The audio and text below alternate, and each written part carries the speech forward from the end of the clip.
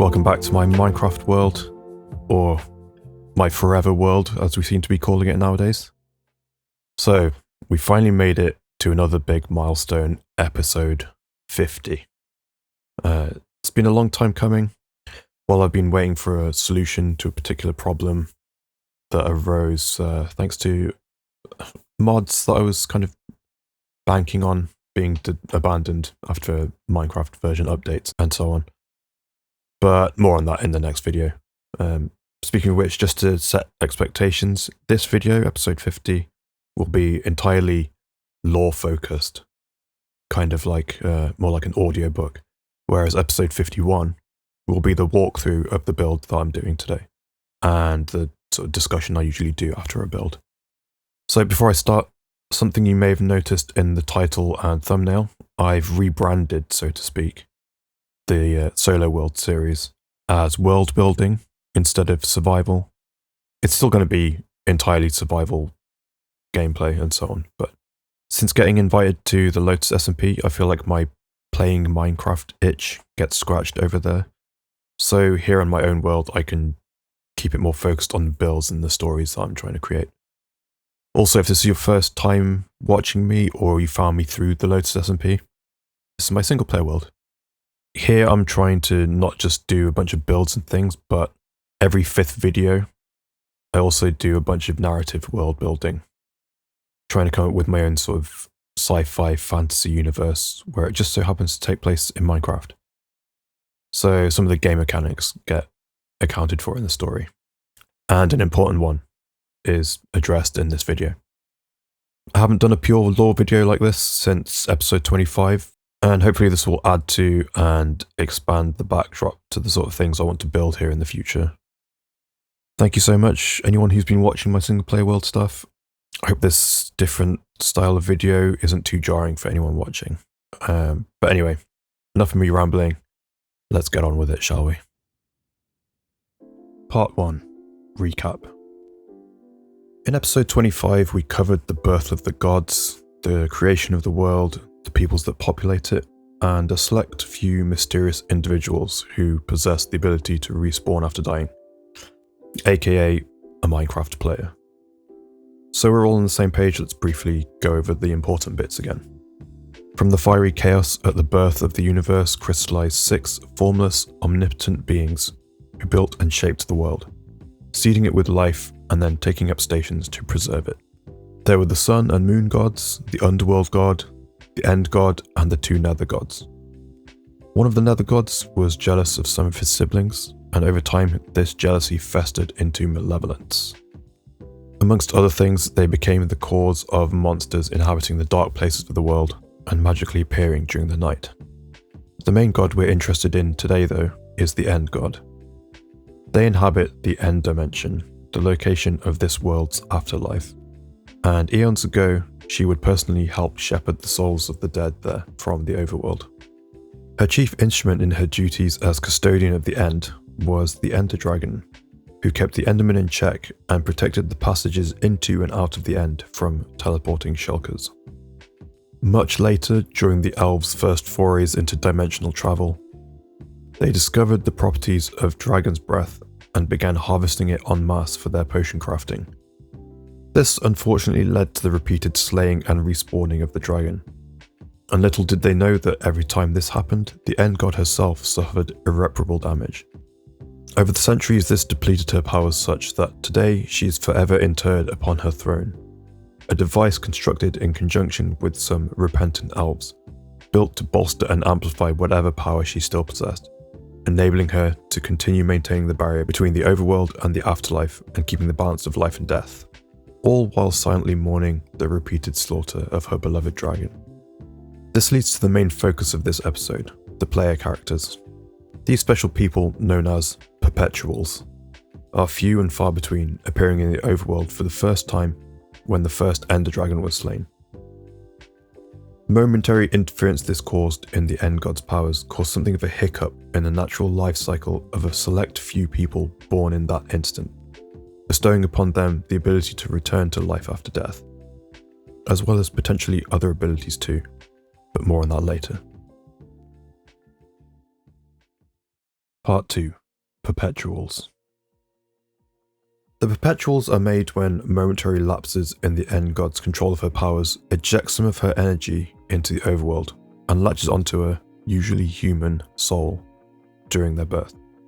There seems to be some level of sorting hat-esque selection process, as these individuals tend to exhibit similar character traits and qualities. They tend to all be the sort to put themselves in the path of danger to prevent it reaching others, potentially seeking employment in those sorts of arenas, whether that be as a soldier of some sort, perhaps a fireman, maybe an explorer or inventor at the frontier of their field. Though sometimes they turn out to be normal everyday folk who discover their bravery when a situation calling for it is thrust upon them. Which brings us to the method that perpetuals discover their immortality, experiencing their first death. Putting themselves into dangerous environments and situations, coupled with their desire to protect their fellows, will inevitably lead to these select few people exchanging their lives for the safety of another. And this of course reveals their ability to revive from the dead. As hinted at previously, a perpetual may also possess a special ability or additional power, something that is unlocked in them once the supernatural event of them resurrecting triggers a change in their new body. In the past, these powers may have been things such as flight without an elytra, superhuman speed, incredible strength and agility, or limitless cognitive prowess. However, these abilities were so strong then because they arose from a time when the end god was stronger, when her control over her ever more erratic powers was lesser, and more of her energy was bestowed upon each recipient. Today, the powers and abilities perpetuals exhibit are more akin to an aptitude for a certain skill or trait, such as maybe a best-in-the-world abilities as an archer, which may come more naturally to them than someone who has trained for it all their life. The perpetual may not necessarily be much better than them head-to-head. However, they may have an edge depending on the skill, as they would theoretically have been able to gain more experience operating at such a high level over a long period, while the next best person was still training to achieve said level. All that is to say that, upon their first death, or rather, their first resurrection, perpetuals become quite powerful beings, essentially superheroes, to put it crudely. And though they become functionally immortal, there is quite a dark trade-off. When a perpetual dies for the first time, their aging essentially halts while they stay alive, allowing them to persist at their current age for decades, perhaps even centuries. However, the human brain wasn't built for this, and without some sort of process or technology that is as yet undiscovered, a perpetual's mind will degrade over time. The remedy to this is, unfortunately, death. A fresh body will cure all ailments, it turns out, but this too comes with a cost. The new body will have physically aged a year. Eventually, these two factors catch up to each other, where mind and body have both aged to their limit, but they stay alive, comatose, trapped in their immortality, or else respawning into ever more aged bodies. Perpetuals, at the end of what they came to call their waking life, would sometimes just disappear, becoming incapacitated unbeknownst to anyone else, being lost to time, unable to die, or sometimes would find a way to spend their last life and go out in a blaze of glory, attempting near impossible missions, using up the last of their strength. This all begs the question, can you outright kill a perpetual? It does seem like terrible compensation for a life potentially full of service to others to be condemned to such an ill fate, so surely being able to grant them a final rest would be a mercy. Perhaps in the past, a particularly powerful and exceptionally gifted perpetual themselves could have mustered up enough energy to extinguish one of their fellows, or maybe an elf archmage at the height of their magical and technological achievements could have done it. Other than those infinitesimally rare cases, only one of the gods could do it, and none with more ease than the end god herself. Prior to the imprisonment on her throne, she could have snuffed out any living entity, being the god of death and the afterlife. But today it would require some immense concerted effort to achieve, and this would risk her maintenance of the end dimension and the collapse of the barrier between the overworld and the afterlife. It's therefore deemed not worth it by the perpetuals to ask for or engineer a way to do this. as it would go against everything they fought against their whole lives. There is an emergent silver lining to this whole situation, which we will return to later, but for now, let's look more broadly at the Perpetuals throughout history. The first Perpetuals were initially feared, at least by the few people who encountered them, for at first they were very secretive and hid their confusing new powers from the rest of the world. Little record survives from the time of the first Perpetuals, partly because what few accounts there were dismissed as nonsense ramblings about deceased god men reappearing out of thin air and flying away, or else moving huge boulders unassisted, or even dredging shipwrecks from beneath the water from a distance with naught but an extended arm and determined expression. Either they were dismissed or potentially erased from the record by Perpetuals trying to remain hidden, fearing something akin to a medieval attitude about witchcraft. The first Perpetuals feared for their freedom and survival in the early days, with their powers and immortality untested and unknown at that early stage. Remaining hidden, however, proved to be a difficult task. The Perpetuals' innate compulsion for heroics would occasionally take over, and after some time, what were once dismissed ramblings turned to fables and folklore passed from settlement, to town to city. A Perpetual reading between the lines in these stories eventually allowed for them to discover they weren't alone, and they began to seek each other out. This in turn let them begin to strategize and organize, making what could be argued were the first superhero teams in this world. Although now performing their good deeds more publicly, the Perpetuals still hid their abilities, and so they became somewhat nomadic, for staying in one place for too long without aging would reveal their true nature. Much later, as the general public became more and more familiar with the Perpetuals, the practice of travelling from place to place, helping the locals as they went, somewhat like a witcher, became a tradition they kept up rather than a necessity. Over the centuries, this was the main function of the Perpetuals, travelling mercenaries, battling hostile forces wherever they went, slowly but surely building a reputation for doing good and fostering stories of mythical heroes. A few hundred years after the birth of the first Perpetuals, they had suddenly become more and more public in their exploits, and eventually the first attempt at teaming up was made. After a string of particularly perilous hostile incursions that required joining forces to repel, some Perpetuals looked to uncover more of their peers and band together to form a small band of fighters to tackle the escalating threats that were building. This worked well for a short time until the Antithesis, the evil god in the Nether, sent forth his largest horde unto the overworld, at the head of which were several incarnations of his champion, the Wither. The ensuing battle was a disaster. The Perpetuals naturally were few in number and were completely outmatched. Though their foes were ultimately turned back, there were many collateral fatalities and even a few final deaths for the Perpetuals. Amidst the desolation and outcry from the general populace, the group disbanded and the Perpetuals returned to being myth and legend, continuing to work in secret for centuries. Modern Perpetuals, however, have returned to operating publicly, more akin to a superhero team with a sort of paramilitary support organization, pushing forward the boundaries of research and development in multiple disciplines of magic, science, and technology. The perception of the Perpetuals differs between the races. To their fellow humans, Perpetuals are typically viewed as superheroes. It's uncommon in the modern day, but there are still a few who think of them as angels, a view stemming from the association of their powers with the stories of the old gods. Otherwise, they are looked on favourably by the general public, not just for their heroics, but also the important roles they serve in ambassadorial and governmental institutions around the world. Dwarves were initially oblivious to the emergence of the Perpetuals, partly due to their living underground, but mostly due to the stagnating of their culture and total societal collapse. Shortly after said collapse, a certain portion of the dwarf survivors would have been a little bitter that the humans were supposedly bestowed this gift of supernatural beings whose purpose was seemingly to protect and uphold human civilization. Eventually though, as dwarf numbers continued to dwindle, some dwarves would come to let their guard down and accept help from the Perpetuals, leading to today, where the few remaining dwarves have a close affinity with the Perpetuals organization as they work together in the effort to restore dwarf society.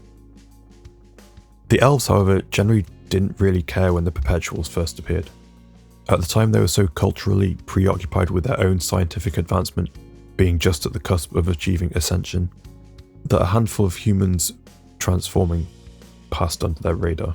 The eras of the elves and the perpetuals barely crossed over, as by the time perpetuals were becoming more well known about, the elves were well into their departure from the earth. That short overlap allowed for some elf scholars to carry out initial research and befriend a few perpetuals. The consensus amongst the elves ended up being that, were they not leaving, perhaps the alliance between elves and humans would have strengthened now that some of them could relate better to each other, sharing the common ground of immortality.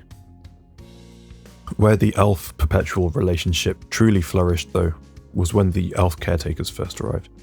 The two tended to cross paths during their similar duties, preserving the lasting integrity of their respective cultures, and indeed the perpetuals would turn out to reliably be some of the few, if not only, people they interacted with who would still be alive at the end of their time as a caretaker, typically around 50 to 100 years. Now, I suppose the last thing I should touch on in this section is the idea of bad guy or antagonist perpetuals. These sorts of individuals would by nature be quite rare due to the aforementioned predisposition for acts of heroism and selflessness. One could argue a more self-preserving, self-indulgent perpetual may not experience their first death until much later in life than a more typical one, and may therefore end up feeling bitter over, let's say, time wasted, and may resort to wanting to get their money's worth, so to speak, with their newfound immortality. Part 3. Past/retired perpetuals. Now we're going to take a brief look at 3 notable perpetuals from the past who've had a significant impact on the world. Forgive me, I haven't thought of names for these folks just yet, but I have part of their character and story figured out. Wait, I take it back. I do have a name for the first one. The first perpetual, called Magnus. Magnus was the first human to be affected by the End God at the time she lost control of her powers, and as a result received the largest jolt of energy, making him the most powerful and most gifted of the perpetuals. This also makes him immune to the aging process all subsequent perpetuals deal with. However, his body, though still appearing strong and healthy, can no longer withstand prolonged use of his abilities. So today he effectively hibernates, more on this in a moment, so that he can be recalled to active service in particularly dire emergencies. In his day though, Magnus was the first perpetual to travel beyond his local borders to use his abilities for good on a larger scale. He was also instrumental in bringing together the first team of perpetuals we talked about earlier, and in the wake of that tragedy he chose not to pursue that leadership role or responsibility again for centuries. Not until he had become much more experienced, wiser, and not to mention the persuasion of his close friend, the elf caretaker at the time. He went on to found what is now the modern day Perpetuals organization, which was done with the help of the one we'll talk about next, the Architect. A long time after Magnus's birth, the superpowers gifted to the first Perpetuals had dwindled exponentially in the newborn ones, to a level much more like they are in the current day. The Architect was, as his title suggests, someone with a strong aptitude for building things. Not just architecture, but also infrastructure, agriculture, and perhaps most importantly, science and technology. During his time as an active perpetual in the field, the Architect would travel from location to location to rebuild or improve places destroyed or damaged by wars with the undead, as opposed to his peers who would primarily use their combat skills. In his downtime, he would work on pushing the boundaries of human science and technology, inventing non-combative technologies, and single-handedly progressing humanity on a global scale. His greatest contribution to the Perpetuals is the solution to the dark fate of their immortality. The Perpetuals refer to it as their retirement plan, a series of stasis chambers to house their eldest before their bodies start to fail, linked together in a virtual reality world to keep their minds vital.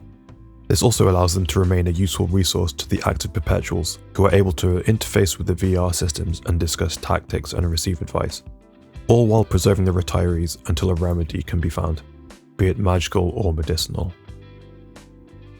The third Perpetual we'll touch on is the Mage. To talk about the mage kind of requires a little background on magic in this world. So firstly, each of the three races has their own brand of magic, forming something like a spectrum. The elves sit at one end, inherently magical as a species, with almost all their people born with some level of magical aptitude. Their magic tends to be defensive and preservative in nature, geared towards long-term solutions. The dwarves sit at the other end of the spectrum, wielding very little magic, with maybe less than 10 dwarf mages alive at any one time. And while the elves look to the stars and use their magic to help them get there, the dwarves turn their magic to the earth, shaping stone and augmenting crop yields. This leaves the humans, who occupy the middle of the magical spectrum, a mix between the elves and dwarves, though not as proficient as either. Being the shortest lived of the races, humans tend to use their magic for more immediate solutions and combat, usually requiring instruments or structures to channel or amplify their magic. The mage's powers manifested as an elf-level natural ability to use magic, allowing him to excel in his career as a magic practitioner ahead of his years. He became the youngest ever headmaster at the human magic school, a job he held for only a few short years until he resigned and chose to use his abilities in the typical perpetual way. This took place in a period before the elf departure from the world was complete, and the mage's magical feats and acts of heroism earned him much renown in elf society. Being a lifelong scholar, the mage, though already exceptional by human standards, became an apprentice to multiple elf masters, flourishing under their tutelage, eventually becoming the first and only human Grandmaster mage, and being offered an honorary seat on the Elf High Council. In his old age, he returned to his position as a headmaster, where he was able to conduct research into the life cycle of the Perpetuals, which, coupled with his mastery of elf magic, was used to prolong his life substantially, to the point that he lived long enough to retire into the virtual reality stasis system in the Perpetuals' headquarters. Part 4. The Administrator and the Current Roster. So now we're up to the present day. The Perpetuals have evolved over the centuries from a sparse band of nomadic mercenaries into a multidisciplined spy agency, paramilitary organization, backed by cutting-edge scientific, technological, and magical research and development. The purity of their mission for the protection and advancement of humanity, not to mention their success in that mission, has afforded them some important roles in society at large, including being the first response to a multitude of different crises and having their own seat at the table of the alliance between the races. The head of the organization bears the title of Administrator, and the current one is someone we've met before in previous videos. Avery Stevenson, the founder and first mayor of the town I've been building for most of this series so far. Now aged out of active service, his centuries of experience and the respect he's earned from leaders around the world are still invaluable and put to good use as the leader and chief diplomat of the Perpetuals. We'll come back to Administrator Stevenson in a later video when we cover his story upon the completion of the town. The only mage on the roster currently is Archmage Catherine Fay, a master alchemist and warlock. She's very book smart, a pragmatist, and stoutly optimistic, which sometimes makes her appear naive. But due to a tragedy she suffered in her past, she's quietly perhaps the most wise of the current Perpetuals. She also holds a sort of maternal relationship to the others, despite being comparatively young. The next Perpetual comes with a sidekick of sorts. The old Major William Lennox, is a grizzled old retired soldier who has seen his fair share of personal tragedy to match what he witnessed during his service. Today he is an excellent detective and mentor to his apprentice and surrogate daughter, Abigail Gale Spillman. The two first met when Lennox came to the rescue of Gale and her family, who were caught fleeing a small zombie horde that had decimated their town.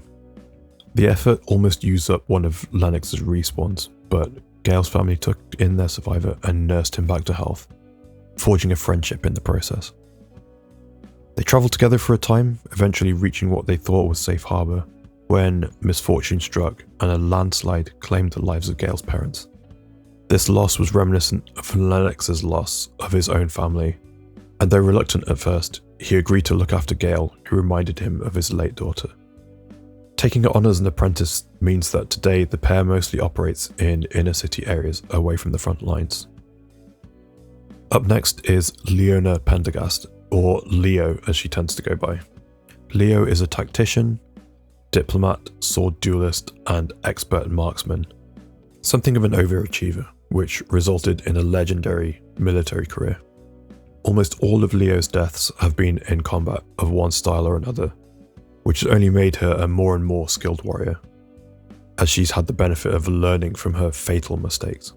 Personally recruited by Magnus, Leo is today captain of the Perpetual's spaceship, the Overseer, which stays in orbit above the overworld, ever ready to descend upon any unfolding crises as first responders, beating even nether portal travel with their speedy spacefaring technology.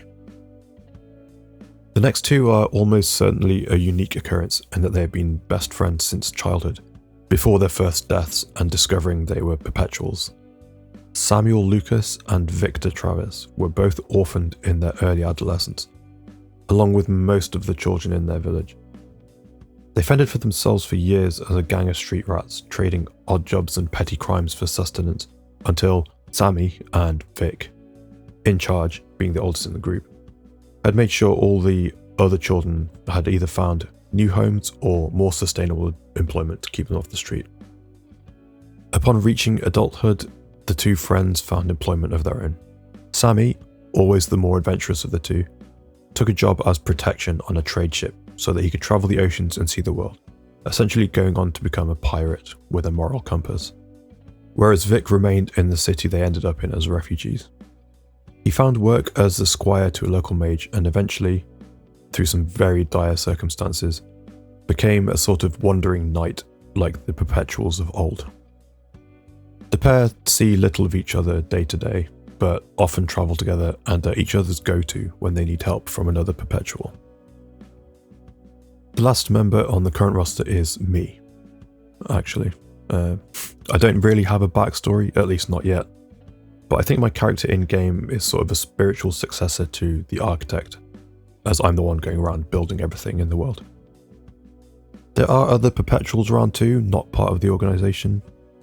They're still incredibly rare, so some of them remain undiscovered, and some choose to operate individually, and some prefer to keep their true nature a secret, trying to live a normal life, and only using their abilities when absolutely necessary. One who prefers to work alone is Caleb, a Perpetual who has a deep ingrained distrust of institutions and the system after he was wrongfully imprisoned for murder in his youth. He was eventually exonerated, but then experienced his first death at the hands of the unconvinced family of the victim. Like Vic, Caleb carries on the mantle of the Perpetuals of old and travels from place to place doing good deeds wherever he's needed. Another, who I don't have a name for, is technically still part of the Perpetuals organisation. He's someone with an immunity to fire and a specialist in nether infiltrations. After an operation gone wrong, the lost Perpetual was captured and imprisoned deep enough in the nether that finding him has proved almost impossible. Although he's not at the end of the Perpetual life cycle, a stasis chamber has been reserved for him to use upon his eventual rescue, in order for the organisation's doctors, scientists and mages to repair his body while giving him an extended vacation of sorts to let his mind recover in VR. Part 5. Perpetuals HQ.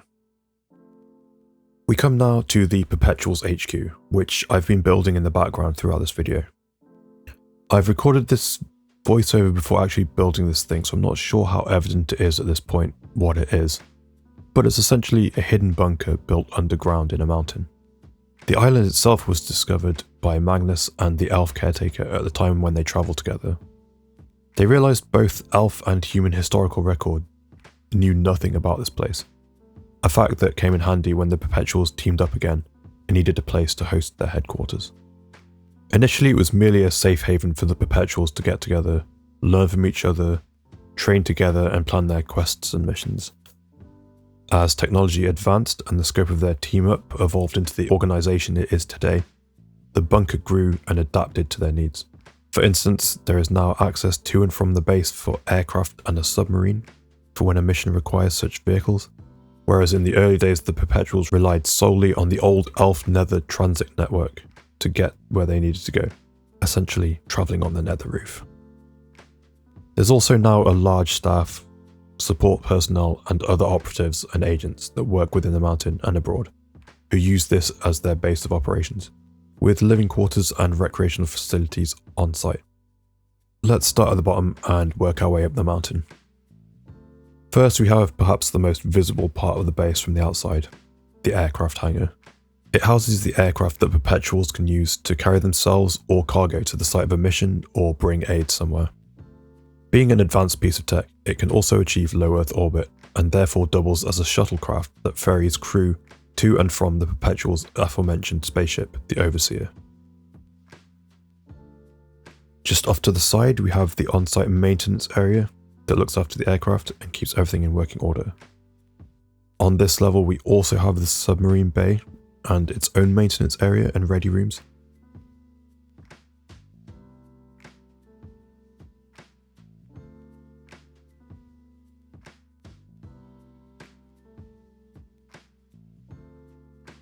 Then, because we have the main departure points down here, we have a little armory too, so people can gear it before embarking on a quest or mission. Opposite the submarine bay, we have a part of the base's infrastructure, power generation and water treatment. To take us up a level, we have overlooking this room, the control room that manages all the power and water distribution. And then the rest of this level is made up of some crew quarters, a locker room and a small gym. Then a storage room and a crafting room.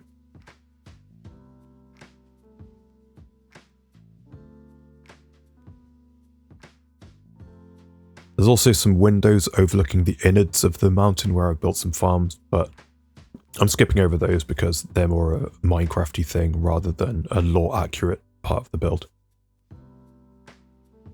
On the next level, we have some recreational opportunities for the people stationed here. There's a library, a gaming room, a theatre, and the mess hall.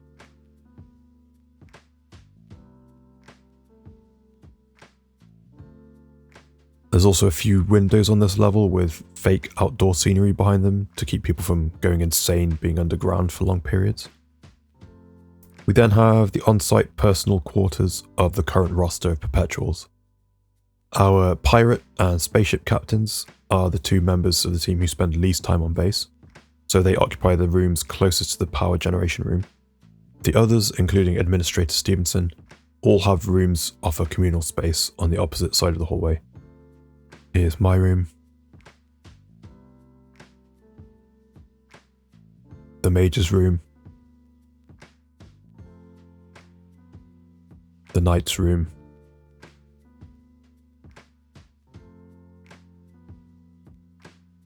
the detective and his sidekick's room, and finally the administrator's room.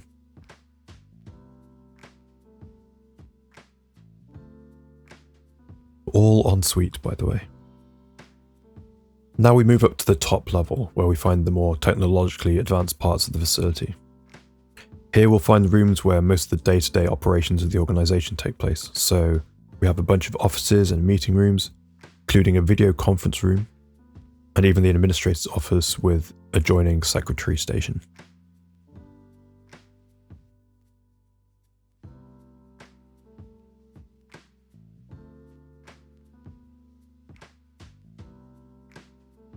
We have spaces for archival research, a science and tech lab, and a magical research lab too.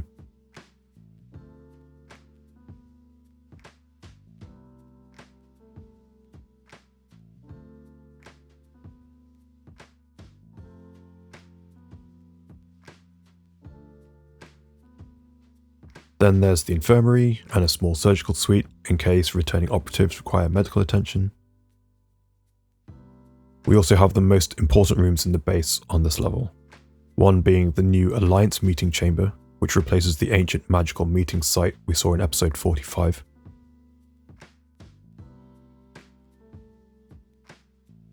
Then, of course, perhaps the most important part of the base for the Perpetuals.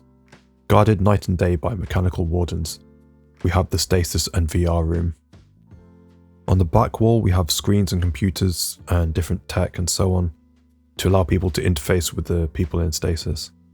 And then we have pods lining one wall, filling another room, and then a stasis pod with bespoke requirements, which houses Magnus himself. That's a placeholder head, by the way. On the opposite side of this level, we have the rooms where the main operations of the organization take place. We have a mission briefing room, and opposite is a teleporter room which can grant instantaneous travel to and from other teleporters. Primarily, there's one on the Overseer. Then we come to the main command center. This room is lined with workstations monitoring different parts of the world, keeping track of any event that may require perpetual intervention. We also have some access in here to the surface where we'll find some defensive weapon placements. Then nearer the top of the mountain we also have some aerials, a satellite dish, and a big external vent that's connected to all the aircon units you may have noticed in the rest of the base. And finally, if we head downstairs from the command center, we have the last couple of rooms. First we have the nether portal room, so the base has access to the elf transit network. And of course, the nether is where a lot of the Perpetuals' enemies come from. So this room is also guarded by some turrets in the ceiling to deal with any unwanted visitors.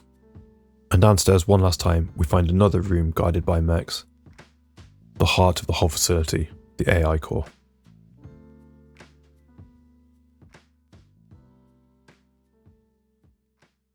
Part 6. Outro. Hopefully you can see what I've tried to accomplish with this build and the lore and ideas I tried to come up with, that both inform some of it and are in turn informed by it. For example, the whole idea behind the Perpetuals in the first place is I asked myself, what lore can I come up with to account for someone with the ability to respawn after they die? But then there are some things that I built here that I included because I felt like they made sense in a facility like this. Like the AI core. I haven't really got a backstory for it yet, but now I have a starting point for a new story I could tell and new builds I could make to go along with it. Where I want to go next with this part of my world is to take a closer look at each of the members and either their origin stories or maybe whatever they're doing currently. Examples could be building a little underground den of some sort in the bowels of a city where Sammy, Vic and their band of street rats used to hide out when they lived on the streets. Or I could build the Overseer up in the sky somewhere with Captain Pendergast and her crew manning a starship bridge. I'm also really interested in Magnus and some of the things he's been involved in, not least of which being his friendship with an elf caretaker, which would allow me to revisit my version of elf architecture as well. Okay, let's wrap this up before I ramble too much. I don't want to think up an idea on the fly in a video like I've done before, and have to sort of recant it later because I didn't think it through entirely. So thanks for watching and listening. I hope this different style of video was fun, or at least interesting. Next video will be a walkthrough of the build, and I will look at some of the details and ideas and things I worked into it. Then after that, we're back to the town and building some more houses and stuff over there. But that's it for this one. If you wouldn't mind helping me out, maybe you could click the like button. And if you want to follow my journey here in my solo world, or I guess my forever world as we're calling it now, maybe you could click subscribe too.